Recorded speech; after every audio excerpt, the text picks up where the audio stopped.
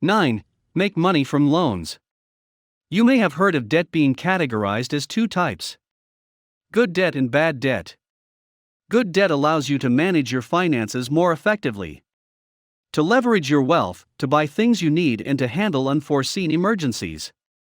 Examples of good debt are taking out a mortgage, buying things that save you time and money, buying essential items, investing in yourself, borrowing for more education, or to consolidate debt. Each may put you in a hole initially, but you'll be better off in the long run for having borrowed the money. Bad debt refers to things like credit cards or other consumer debt that do little to improve your financial outcome. These are oversimplifications. The distinctions between good and bad debt are a lot more nuanced. Generate money through loans. 1.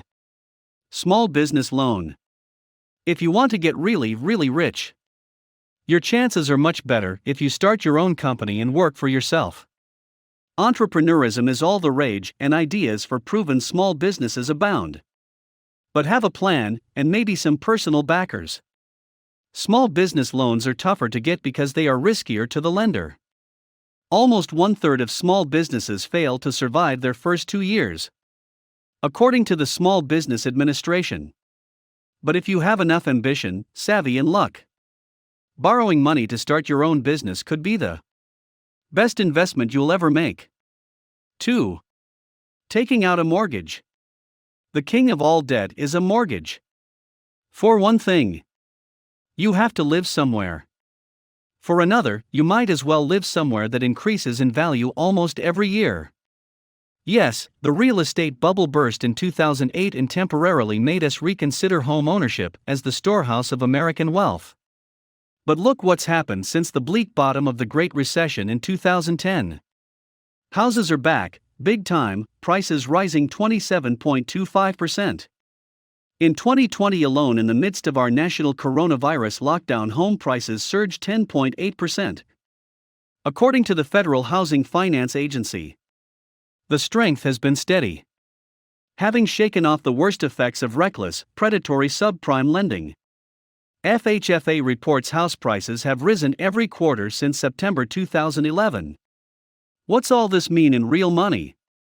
If you buy a home for $235,000 and it appreciates 3% a year, it will be worth $485,000, more than twice what you bought it for when your 30-year mortgage is paid off. If it appreciates 4% a year, that initial $235,000 investment will be worth $649,000, or almost 3 times the purchase price. Now that's quality debt. 3. Getting a home equity loan. Home equity loans and home equity lines of credit are essentially cousins of a mortgage. Borrowers secure a loan at a comparatively low interest rate using the equity, the value above the mortgage balance of their house, as collateral. A lot of consumers take home equity-based loans to pay off higher interest debts, such as credit cards. Some use it to make home improvements like solar panels. That could save money on utility bills and increase the value of their home.